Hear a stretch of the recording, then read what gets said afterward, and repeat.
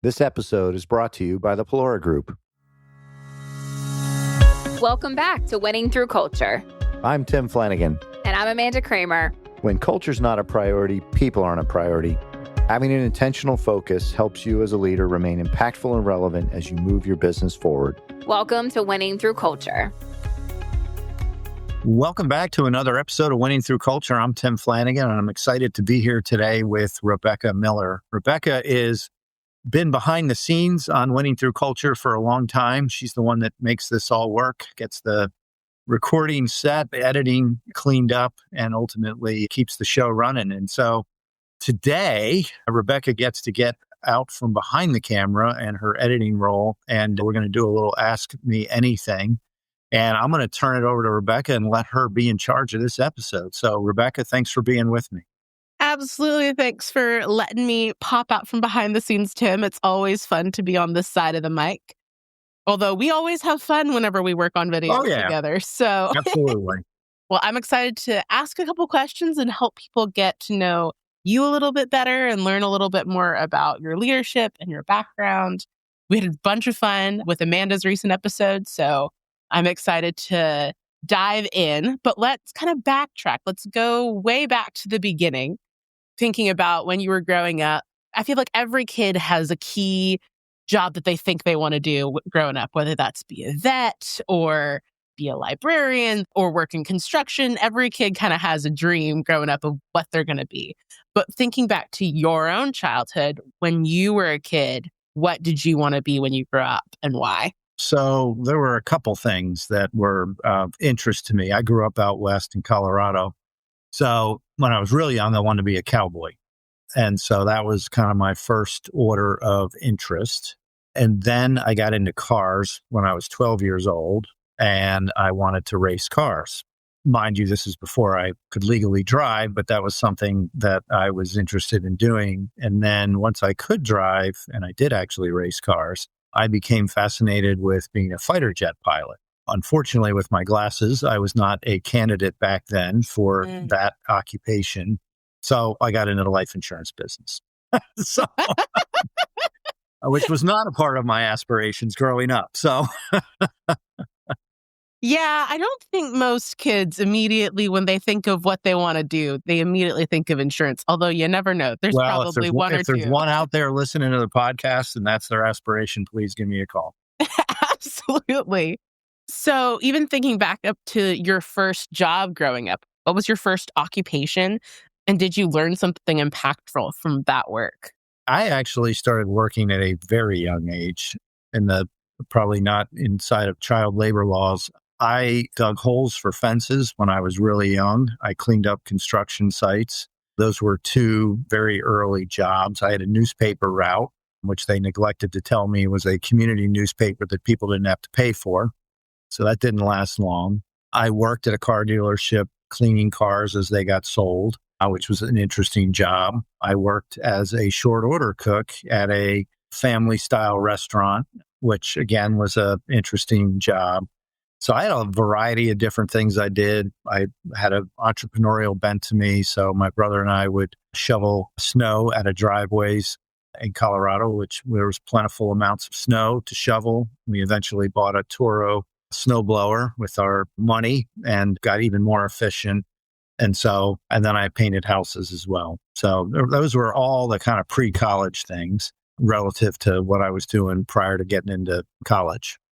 Yeah, that's a really wide vein of experience. It was a pretty diverse background, yes. But I learned, to your question about what I learned, one thing I learned is, hard work is real and, that's just the way it is. Two, I learned half of it showing up and actually doing work. I do remember that. And then the other thing was try and find ways to have fun with whatever it is you're doing. I think you can learn from anything. And then lastly, what I ultimately learned, as I got closer to college was just so much of life is going to be about how you interact with people and your ability to relate to other people and get along. Absolutely. No, there were some kids running through my neighborhood when we had this quote unquote snow warnings a couple of weeks ago. And there was a Charlotte equivalency of a snow day. It's just the threat of snow shuts everything down. Well, I think there was a group of young boys who I think their mom threw them out of the house, but they also had an entrepreneurial bent and asked if they could salt my driveway and sidewalk. And I've always been, my mom's policy is if somebody of a young age is brave enough to come up to my door and make a proposal, I'm going to at least hear them out. If not, pay them for some good work. So, well, you reminded me, I, again, at a young age, sold greeting cards and garden seeds door to door. okay, which would be perfect for this time of year, at least with the lovely weather we've been having here. No, that was another interesting, it was like out of a back of a comic book type job. Gotcha. Well, you talked a little bit about Colorado. What was your favorite thing about growing up in Colorado? That's easy. We lived just outside Denver at the base of the mountains, but my family had a ranch in the mountains of Colorado. And it was a big ranch. It had formerly been a rainbow trout hatchery. So it was not a active trout hatchery anymore. We had a lot of trout in our various bodies of water on that property. But just going up there was no telephone other than a party line, and there was no TV. And just being up there with my parents and my siblings and running around the mountains and being outside and going on adventures, just really, really good memories of that time. Sounds like a place where an imagination could run wild. That's where I got my imagination, probably, Rebekah. It's exactly right. I was known for my vivid imagination with my cousins. Well, that kind of leads into my next set of questions. You're definitely known for being a lover of reading and of ideas and learning. What was one book you read growing up that impacted you the most? I mean, most of what I read as a kid was fiction. Mm. I was very much into World War II history. So I would say that my memories as a child, at least, were more in that genre than not. I'd say in my very early 20s, there were two books that I read. Napoleon Hill's Think and Grow Rich. I was probably 21 when I read that. And got Stephen Covey's 7 Habits of Highly Effective People probably when I was 22 or 23. And those two books were very impactful on me. Prior to that, though, I would say my reading skills did not leave the historical fiction side of things. Nothing wrong with that, though. There's so many adventures to be had. Exactly. Back to imagination. Yeah. Well, still on the trail of books, you've talked about two books that I think are very well known in the entrepreneurial leadership space. Yeah. What's one book every entrepreneur or leader should read that they may not have already? Wow. It is such a vast universe. There's two that come to mind. One is the book of Proverbs in the Bible, just from a wisdom perspective. I'd say the second one is a short book. It was actually an article that Peter Drucker wrote, and I've referenced this before in our podcast, but it's called Managing Oneself. And it's really about self-awareness, leadership, and the premise is ultimately, don't find yourself in a leadership role until you learn how to lead yourself. There's a lot of people that get into leadership that don't know who they are, don't have a level of self-awareness, can't really lead their own life, yet they want to get involved in other people's lives. So I think from an entrepreneurial perspective, that's really important, self-awareness, because you're going to have a lot of setbacks, you're going to have a lot of challenges, and you're going to also have the opportunity to see and have to discern opportunities to filter. And I think the more self-aware you are of your strengths, your weaknesses, it helps a lot. And then as you grow your entrepreneurial venture and you're building a team around yourself, you're ultimately surrounding yourself with people that are not like you and, have strengths other than yours. Yeah, you definitely have to learn to appreciate the different ways that other people think and use that to balance out your own biases or the things you don't do as well. Well, let's kind of make our timeline a little bit closer. What's the best book you've read in the past year? Oh, boy. I am sitting at my desk surrounded by books right now. I've gone on a bit of a bender, and I have culled down a lot of books on my bookshelf down to things that I would read again. Best book I've read in the last year. Read a lot. I'm reading one now. It's again, I think it's hard to say best because I read different genres, Rebecca. Yeah. I read a Matthew Kelly book recently, which I'm looking at, called The Three Ordinary Voices of God, which is really, really good. It's very simple, that I really enjoyed from a spiritual perspective. Just from a mental construct, I've talked about Michael Easter. He wrote The Comfort Crisis. His newest book is called Scarcity Brain. Fascinating book about how, we're being conditioned by our environment and our technology to effectively be extremely distracted and not present. So that's been pretty powerful. And then through Strategic Coach, I've been exposed to a lot of books. One that is very fascinating, I'm reading right now, is called The AI Driven Leader. And it's, as artificial intelligence is a rapidly emerging thing, it's a really simple primer, actually practical primer on, as a leader, what is AI? How does it work? How do you use it as a leader? How might you use it in your business? And it's got some really insightful, practical ways of applying artificial intelligence. So that's been real fascinating. So I'd say those are my three business/spiritual related books. Trying to read more fiction was suggested to me by my father more than once. So my two favorite fiction authors are Jack Carr, who is a former Navy SEAL, he actually wrote a historical book about Beirut, which happened in the early 1980s. And then Brad Thor is another one of my favorite authors. And both of those guys do a book a year. Jack Carr's comes out in June and Brad Thor's comes out in July. So I pre-order those and rip through them pretty quick for summer reading. There you go. Yeah. Those are all very helpful and I think very relevant to the conversations that many leaders and just people are having when it comes to business, when it comes to AI, when it comes to how we engage with the internet these days. Yeah. All very important. Well, switching gears a little bit, let's talk about some of the life lessons that you've learned over not only the course of career, but the course of your life so far. Who would you say at this point has been the most influential person on your life and what impact have they made? It's hard to say a single person. I would say my faith, my religion, relationship with Jesus has been super impactful. And then my relationship with my parents.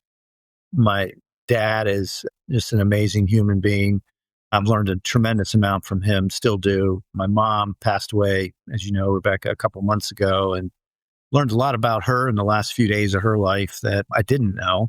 And she was a very saintly woman. And I think in her dying, I know I learned a tremendous amount from her just in that very short period of time, really about spiritual life, how to live, and how to be with people in the world, not in a business setting. So, there are other people I can think of. I'm blessed that I have been surrounded by great mentors and friends over the span of my life. That's been somewhat intentional to see people out like that, but that's definitely the top three. Yeah, no, it is. It is an interesting thing. As you know, too, I lost my grandmother last summer. Yes. And so it's interesting and bittersweet how much you learn about the people you love the most, like especially there at the end, but also after their passing. And it's especially for people like your mom and like my grandmother's, like it's really wonderful to see all that God's done in their life and how God's worked through them to bless others. Yeah, and I think it's a great reminder too that your legacy lives on, beyond your last breath. Exactly. So, and even in areas where you don't realize. Correct. Yeah. We kind of talked about areas that fuel you and people that have motivated you. When you think about what's kept you inspired or driven in your career, but also in your day-to-day life, what comes to mind there? I'd say, Rebecca, early in my career, very heavy goal orientation. The primary driver for me going back to when I kind of got out of college, got married, started a family was being a provider for my family and being a leader for my family. That was really a intrinsic motivator for me. I've always been a dreamer, big goal person, have big aspirations. And that definitely has driven me over the years to have specific goals, big ones, to pursue them and to achieve them. And that is all good. One of the things I've learned as I've gotten older, though, is that the aspirational goals of a younger person, or I'll say my younger self, were more materialistic or recognition driven. And as I've gotten older, I've come to realize that that's important, but you can only have so much stuff. You can only get so many trophies and that's never really been a huge motivator of mine. But what's evolved for me as a primary motivator is my ability to be involved with people that desire to be a better version of themselves and to ultimately grow as a person and as a leader. And that's something I learned from a good friend of mine, Tom Shea, who be around people that inspire you. Mm-hmm. And so that's really become more my aspiration, is to be surrounded by people that inspire me, to be inspiring to other people. And, those big goals are great. But now I'd say my focus at this stage in my life is moving on to more of a legacy type of orientation than, buy another car, buy another house, that kind of list. I don't need any of that at this point in my life. I've been blessed. That's great. Well, that kind of leads into sort of my next question, which focuses a bit more on your career as part of both MassMutual and our group here at the Pelora Group. You're a third generation leader in MassMutual. At least that's what your bio reads.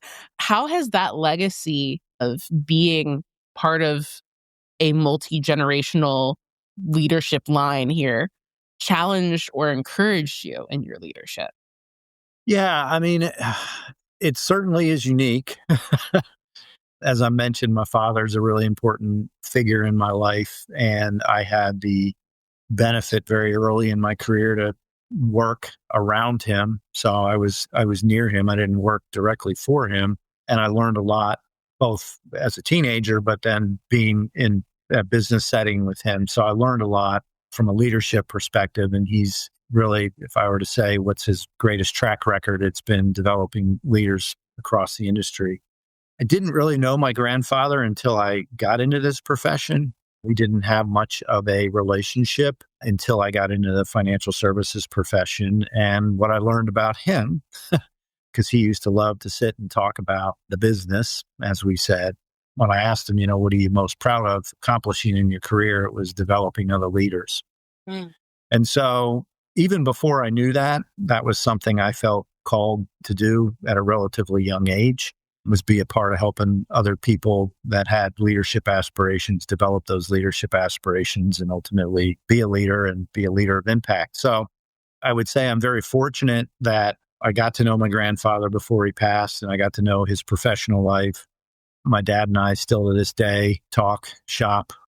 I'll get his advice on different things, and I try to do a little bit less of that now just because he's 83 and I want to, talk more about life than business. But that's been a true blessing for me to have that, and also to appreciate how unique it is. My grandfather was actually never with MassMutual. He was with another company that my father started his career with, Mutual Benefit, which ceased to exist in 1990. But my father had joined MassMutual in 1985. So he'd been there for 20 some years before he retired.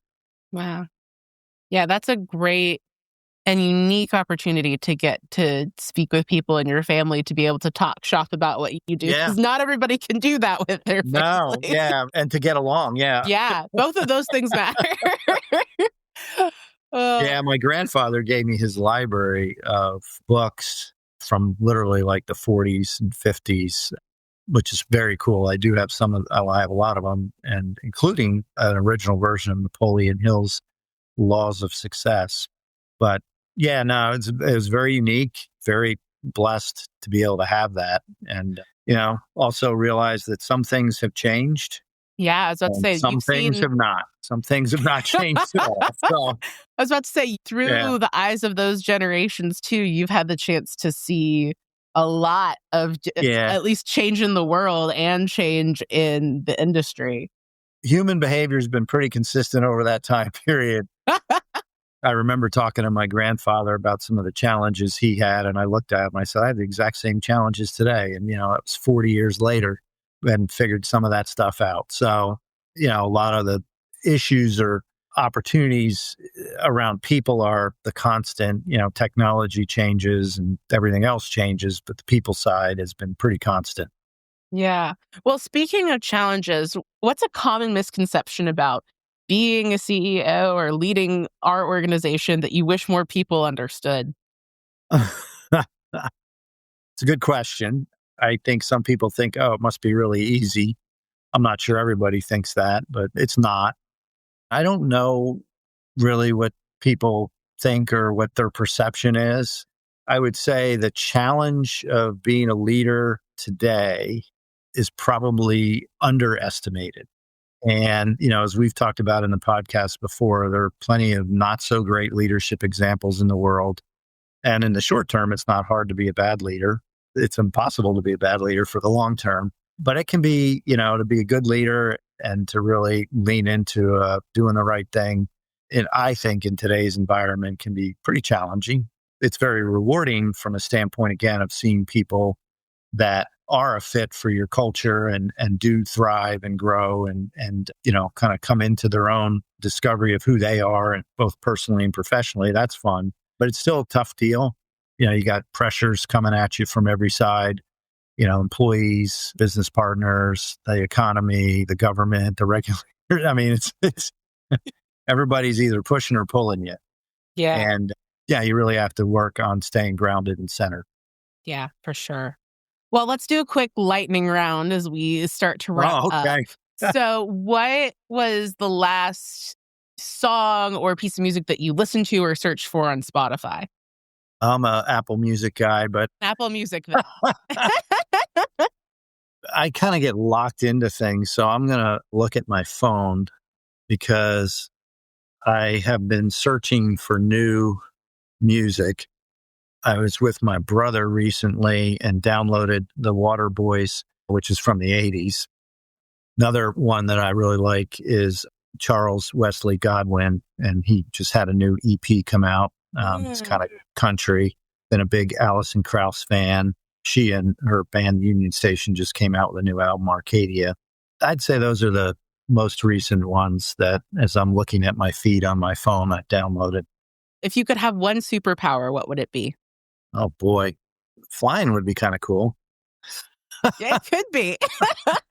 As long as you can control where you land. Well, yeah. Do you have a favorite podcast or like certain key podcasts you keep on rotation? Yeah, I mean, I still like the Spartan podcast with Joe DeSena. I kind of rotate between audiobooks and podcasts, and I was on the road really early this morning.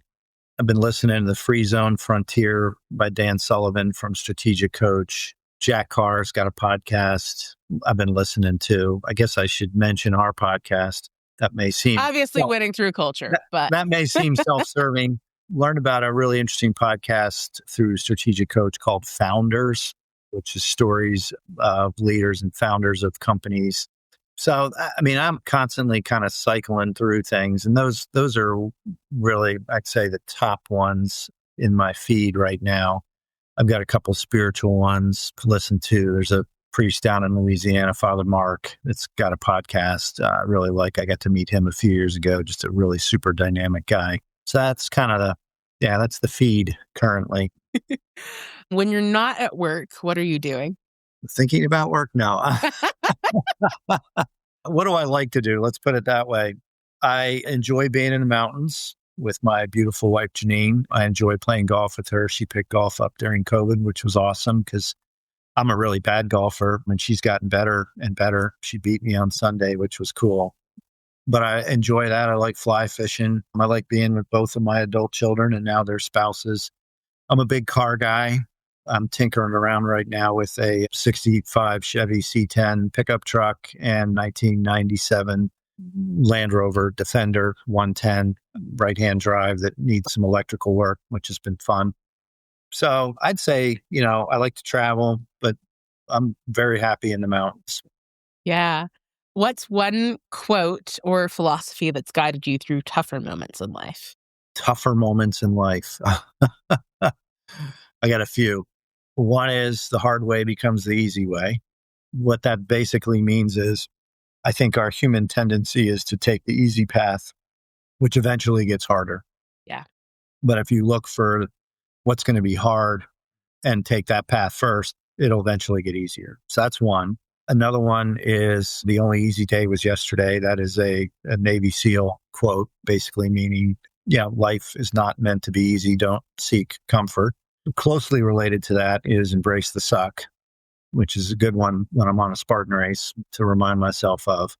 So those are kind of the top three when it's a challenge. I would say from a spiritual perspective, I do like Psalm 118, which is, this is the day the Lord has made. Let us rejoice and be glad in it. Because again, if I'm having a tough time, I still need to be reminded of gratitude. So those are my, I'd say those are my go-tos depending on my mood or the situation. Fair enough. And last question, not super speed fire, but are there any, you've seen different generations in the workplace and different things, and I hope we have some young leaders who are starting to build things or are finding ways to step into leadership. What advice would you leave for them, either related to culture, the topic of our podcast, or Sure. about just lessons that you've learned or that you wish you knew when you were younger? Good question. There's a lot, but I think the first thing that comes to mind, I'll stick to the theme of the podcast, is I think people overlook, Rebekah, the opportunity they have personally to set the tone in the culture of an organization. The definition of culture is a collective body of norms and behaviors and attitudes. And so if a young leader finds themselves in a culture that is not necessarily conducive to what they want, the question becomes, what can they do to change that? As opposed to just saying, oh, this culture's no good, I'm going to get out of here. Maybe there's something they can do to contribute to a more positive culture. Now, truth be told, maybe it's too far down the rails that's not going to happen. But it's still a great skill set to develop, is to how can you be a culture difference maker? And then, if you're in a culture that is healthy and thriving, what can you do not only to learn from that, but what can you do to contribute to that? And so I think, for young leaders, that's a great way to participate versus just kind of sit back. When I think about your question about what's difficult around leadership these days is, and I don't know if it's a function of our social media society, but you got a lot of armchair quarterbacks, so to speak, people that sit on the sidelines and take pot shots at the leader, but would never put themselves in a place where, they're at risk. And I think back to your question about young leaders is put yourself in a situation where you can influence the culture for the better. There's a lot of things that come to mind, but that's the first one that comes to mind, especially in lieu of our topic of winning through culture. Absolutely. Well, thank you so much, Tim, for answering all the questions. I probably have 100 more I could ask you, but thank you everybody again for joining us on Winning Through Culture, and we'll talk to you next time. Thanks for joining us for another episode of Winning Through Culture. Until next time, stay intentional, be impactful, Because your culture matters.